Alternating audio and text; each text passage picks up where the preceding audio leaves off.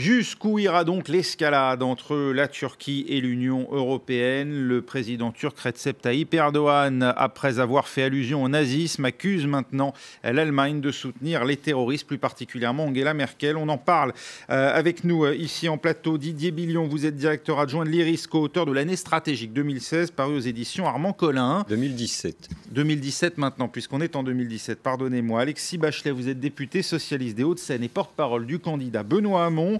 Laurent Giacobelli, secrétaire général adjoint de Debout la France et porte-parole d'un autre candidat, Nicolas Dupont-Aignan. Et enfin avec nous en duplex d'Istanbul, Bader Kaleas, vous êtes président de l'Institut du Bosphore et secrétaire général du TUSIAD, c'est le patronat turc. Merci d'être avec nous. Laurent Giacobelli, on évoquait donc à l'instant la volonté de dégonfler d'une certaine manière ces polémiques, mais on le voit du côté d'Ankara à l'heure qu'il est, le ton est toujours à l'invective. Ah oui, c'est difficile de dégonfler une polémique quand des pays européens se font traiter de dictatures fascistes, de pays nazis, et alors maintenant de base arrière du terrorisme. Quand on connaît le rôle de la Turquie dans la base d'intendance de certains mouvements terroristes qui ont agi en Syrie, c'est honteux. Tout à l'heure, votre interlocuteur disait que M. Erdogan avait juste dit qu'il fallait s'intégrer, pas s'assimiler, mais dans la phase d'après, il oublie de vous dire qu'il avait dit que les pays d'Europe étaient racistes et xénophobes. Voilà qui est M. Erdogan. Et nous, on le laisse venir chez nous, lui et ses sbires, tenir de tels propos. Ce n'est plus de la compassion, c'est de la lâcheté. La Turquie nous nargue, la Turquie nous teste.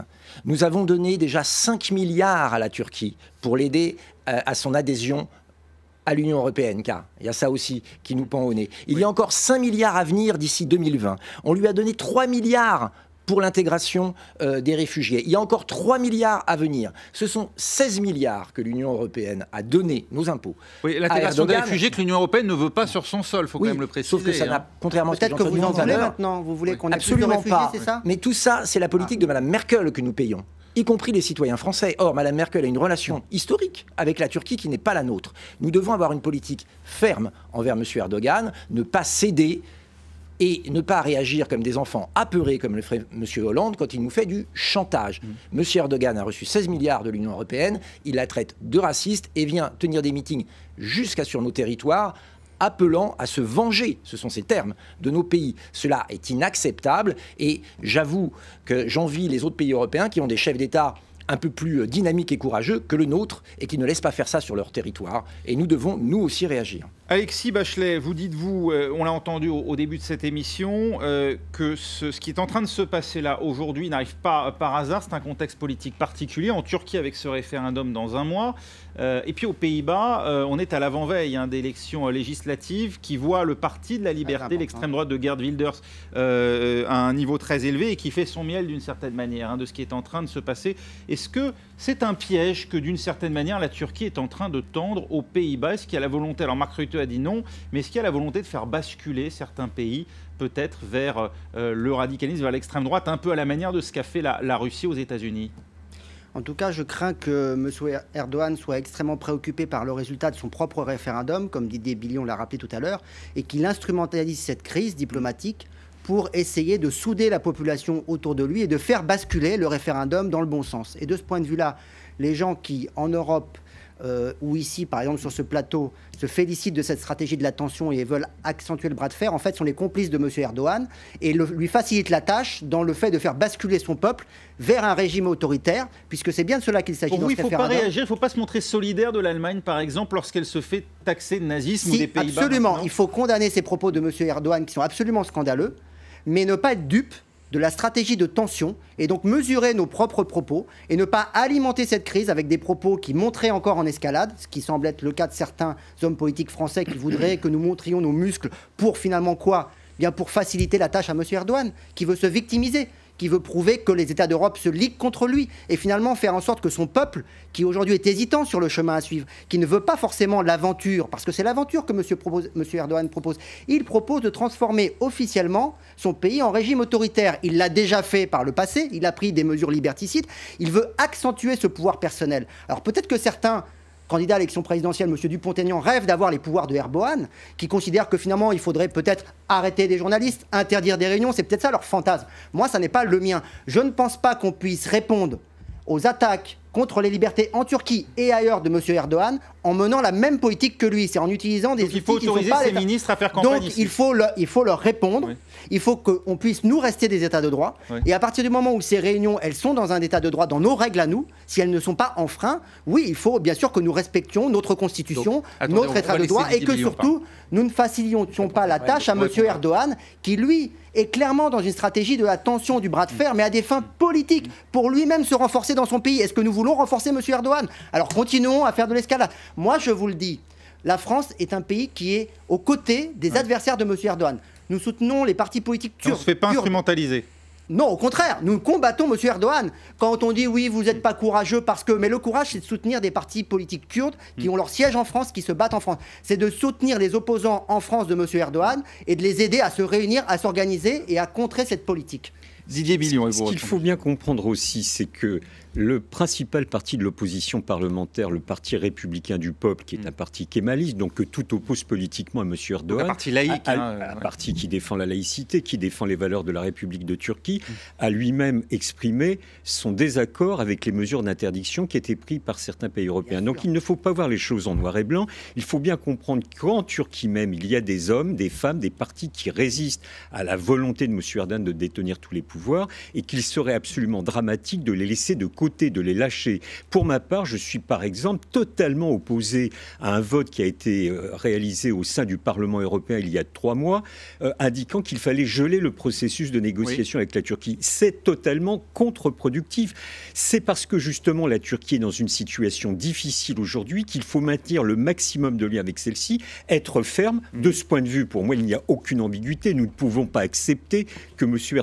Erdogan ou tout autre considère qu'il y a des vestiges du nazisme, que ce soit en Allemagne ou aux Pays-Bas. Là-dessus, il n'y a pas de débat, il faut le condamner. Ceci étant posé, je pense qu'il faut maintenir non seulement les relations avec la Turquie, relancer, réactiver, refonder les négociations d'adhésion qui, il faut bien l'admettre, sont dans une situation lorsqu'ils accusent Angela Merkel de terrorisme et qu'il ne choisit pas lui-même de claquer la porte d'une certaine manière. Mais comprenez bien que je pense que ce n'est pas une bonne chose. Mais comprenez bien aussi qu'en Turquie même, M. Erdogan essaye d'hystériser le débat sur le référendum et il considère que tous les partisans du non, donc ceux qui sont opposés à lui, sont des complices des terroristes. Donc vous voyez qu'il ne réserve pas ses foucades contre les dirigeants européens uniquement. Cela n'est pas acceptable. Je pense qu'il faut savoir prendre un peu de recul, placer nos relations avec la Turquie en perspective, ne pas raisonner sur les 2 jours, les 3 jours à venir, ni sur les 2 mois à venir en fonction des échéances électorales des uns et des autres, mais raisonner sur 5-10 ans pour refonder la nécessaire relation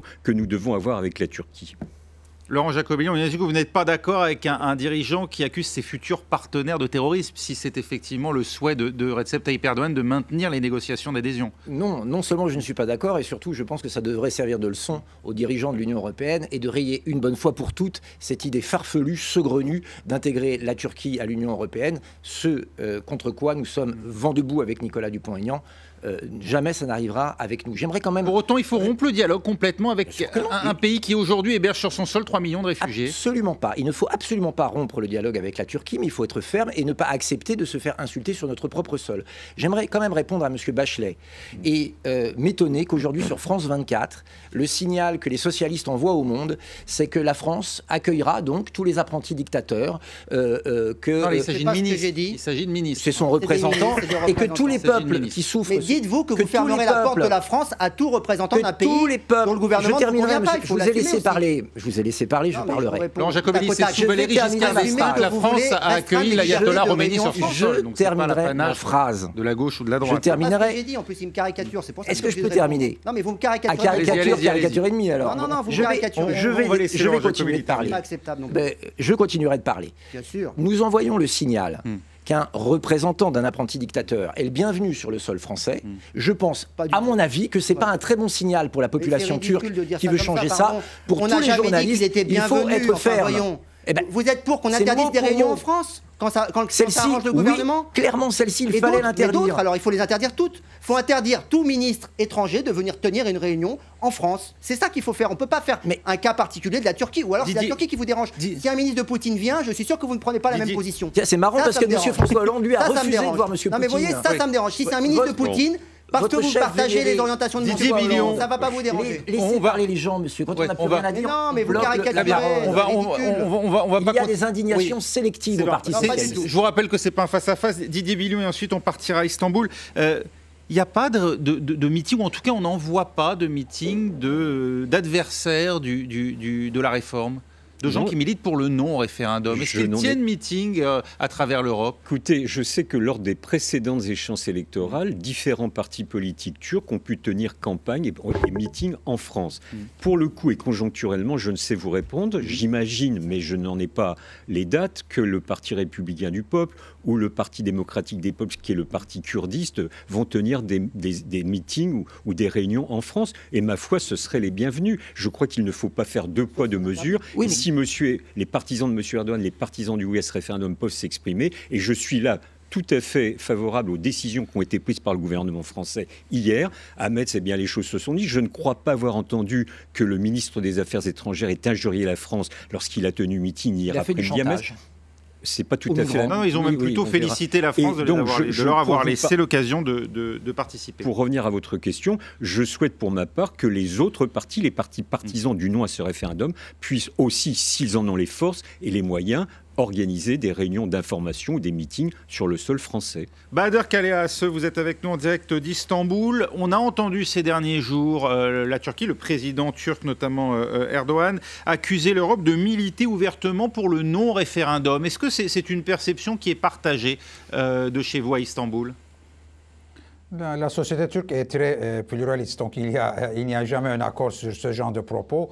Et je suis d'accord que donc, la tonalité trop émotionnelle des campagnes politiques devient parfois dysfonctionnelle par rapport aux intérêts diplomatiques. D'ailleurs, c'est de même sur ce plateau-là ce soir. Les politiciens sont quand même pareils partout dans le monde, comme ils peuvent diaboliser parfois au détriment de la paix entre les peuples, de l'entendement, de la raison, le bon sens, les autres, de faire des autres autrui, et puis parler à l'encontre d'un pays, d'un peuple, sur base des considérations individuelles et contre d'autres individus. Il faut faire attention quand même aux propos, parce qu'on vit dans un monde déjà assez difficile. Il y a la montée des populismes partout. Il y a la montée des tendances autoritaires partout. Nous entrons dans une ère de la politique, comme on dit, de post-vérité, alors que donc on est entré aussi dans une ère promettant d'une révolution industrielle qu'on appelle 4.0, donc la quatrième version depuis la fin du XVIIIe siècle, avec le vapeur, l'électricité, l'électronique et aujourd'hui l'âge numérique. C'est vraiment radicalement un changement très profond, comme ça a été le cas dans les autres révolutions industrielles. Nous allons entrer dans une phase aussi de renouvellement de la démocratie, une nouvelle ère démocratique grâce aux nouvelles technologies, mais maintenant on traverse une phase d'antithèse. Et partout dans le monde, on voit la montée des extrémismes, on voit la montée des discours xénophobes ou de diabolisation des autres pays, et parfois donc en même manipulant l'information, comme par exemple que la Turquie a reçu une telle somme de l'argent de l'Europe. Non.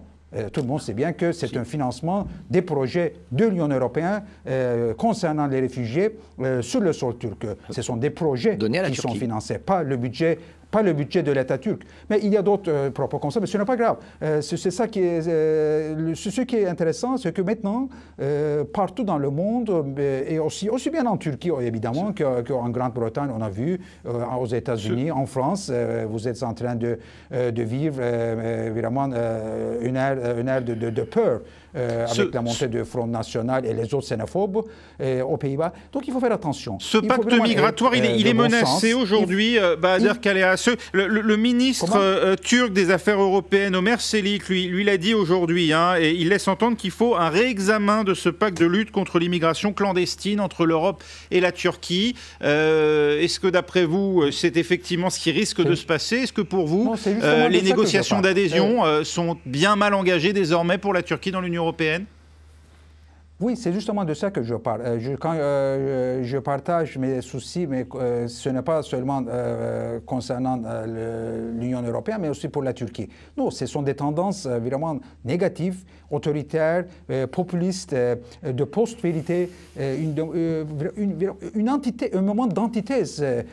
On espère qu'on va arriver à une synthèse où, avec le progrès technologique, on va aboutir aussi à une meilleure démocratie. Mais en attendant, pour votre question, c'est très clair pour les relations entre l'Union européenne et la Turquie. On a déjà eu des tests de laboratoire dans ces relations. Nous avons testé deux politiques dans les années passées. De 1995 jusqu'à 2005, l'Union européenne a testé une politique d'engagement de la Turquie.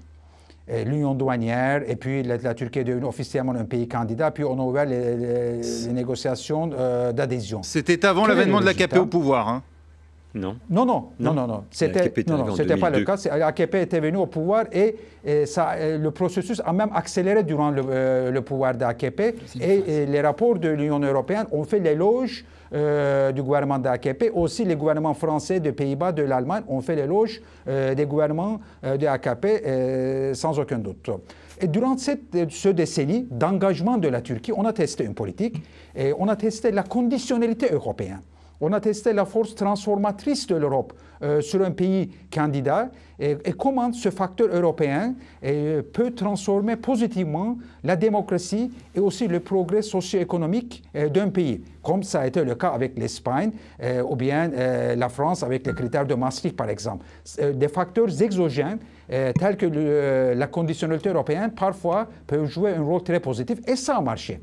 À tel point que les rapports de la Commission européenne, approuvés aussi par la France, par l'Allemagne et par tous les pays à l'unanimité, ont conclu que la Turquie remplissait les critères démocratiques de l'Union européenne. Ce sont des rapports officiels.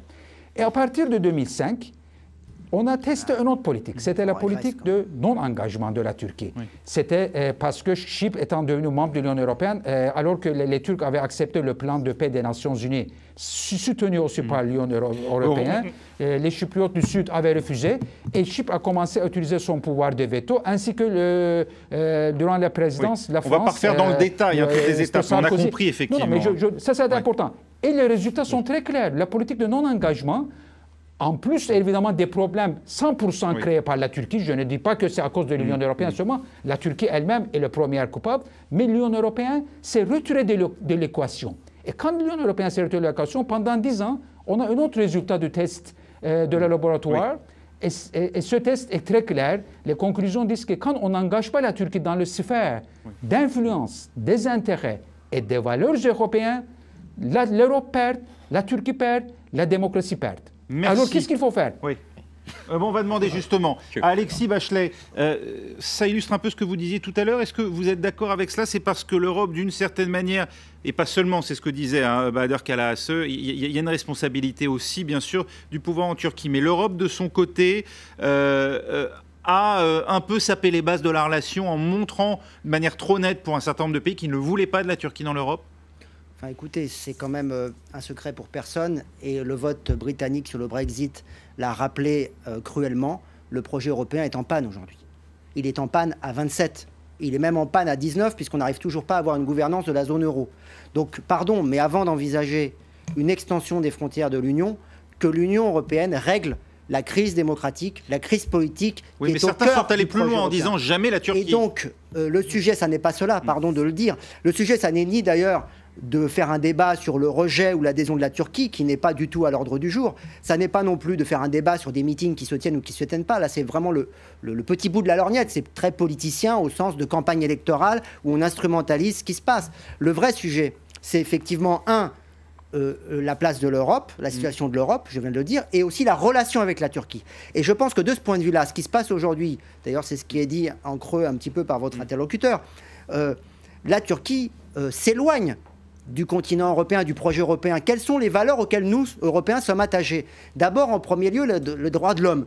Nous avons fait une charte européenne des droits de l'homme pour rappeler à quel point nous étions attachés. Et même à l'intérieur des frontières de l'Union européenne, il y a des pays qui s'éloignent de certaines de ces valeurs. Donc la Turquie, aujourd'hui, par sa dérive autoritaire, par les mesures liberticides qu'elle prend, s'éloigne du projet européen sur les droits de l'homme, mais aussi mais aussi sur ce qui fait aussi le projet européen, la liberté des échanges, la liberté de circulation des hommes. Bref, ce qui peut aujourd'hui fédérer le projet européen, visiblement, la Turquie s'en éloigne dans ses choix politiques. Et le référendum, si le oui l'emporte, aggravera ce divorce, cette fracture. Donc moi, je vais vous le dire clairement, ça va peut-être rassurer mon interlocuteur, si j'étais turc, je voterais non. D'abord parce que je ne suis pas pour qu'on donne les pleins pouvoirs à un homme en France, je suis plutôt pour la 6ème République. Donc a fortiori pour la Turquie, pour les Turcs, je le souhaite plutôt de faire confiance à l'intelligence collective, de faire confiance aux droits de l'homme, aux valeurs qui fondent le projet européen, parce que c'est ça qui nous permettrait de travailler ensemble et d'être plus solidaires. Laurent Jacobelli, on imagine que vous êtes plutôt d'accord là. Sur la fin, effectivement, nous sommes pour tous... Ça permet de répondre à vos caricatures de tout à l'heure. Attention à rester sur un débat. On va pas remettre une pièce dans la machine. Parce voilà. que... Non, mais bon. Non, je vais conclure, si vous le permettez. Non, j'aimerais dire que cet épisode nous montre bien plusieurs choses. D'abord, que la France doit être ferme dans ses valeurs. Elle ne doit pas transiger. Deuxièmement, sur l'Union européenne, je pense qu'il est une folie, c'est une folie de continuer les négociations avec la Turquie. Je le rappelle, 16 milliards donnés à la Turquie, dont 5 milliards pour la progression des droits de l'homme. C'est terrible quand on voit ce qui se passe pour la liberté de la presse là-bas. C'est vraiment pas un bon investissement. Deuxièmement, il faut arrêter de suivre aveuglément la politique de Mme Merkel. L'accord pour gérer la situation des migrants, négocié avec la Turquie par Mme Merkel et M. Tusk en direct avec M. Erdogan, est une catastrophe puisqu'on s'est mis dans les mains d'un apprenti dictateur qui nous fait du chantage tous les 2 mois en disant si vous ne me donnez pas ce que je vais ouvrir les vannes et 3 millions de réfugiés viendront chez vous. Sachez d'ailleurs qu'il exige, comme on lui a promis, d'avoir la liberté de circulation dans l'espace Schengen sans visa pour 80 millions de Turcs. Quand on sait les rapports troubles de la Turquie avec le terrorisme, c'est un grave danger. Il faut être vigilant. C'est un sujet de divergence entre l'Union européenne et la Turquie. C'est ce que je dis. Ils le demandent et on leur a promis. Mais non, c'est faux, c'est un mensonge. C'est totalement vrai. C'est la fin du débat. C'est la fin du débat. Désolé. Approuvé par M. Hollande. Monsieur Jacobelli, s'il vous plaît, on va s'arrêter là. Vous vouliez dire une phrase peut-être, Didier Billon, sur cet accord ? Simplement, ce que je pense, c'est qu'il est absolument nécessaire de refonder les relations entre la Turquie et l'Union européenne. Car on peut toujours répéter en sautant comme des cabris, il faut qu'ils adhèrent, il faut qu'ils adhèrent, il faut qu'ils adhèrent. Chacun comprend que cela ne se pose pas pour demain matin. Donc il est nécessaire de se placer en perspective.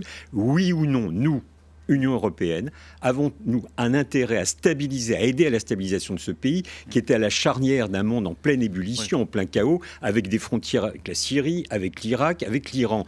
Donc nous avons, nous, intérêt, nous, Européens, à stabiliser cette situation et pour ce faire, nous avons besoin de la Turquie. Merci beaucoup, c'était votre réponse. Merci Didier Billon d'avoir été avec nous, Alexis Bachelet, Laurent Jacobelli en direct d'Istanbul, Bahader, Kalea Asseux. Tout de suite, l'actualité vue du net, un œil sur les médias. Restez avec nous.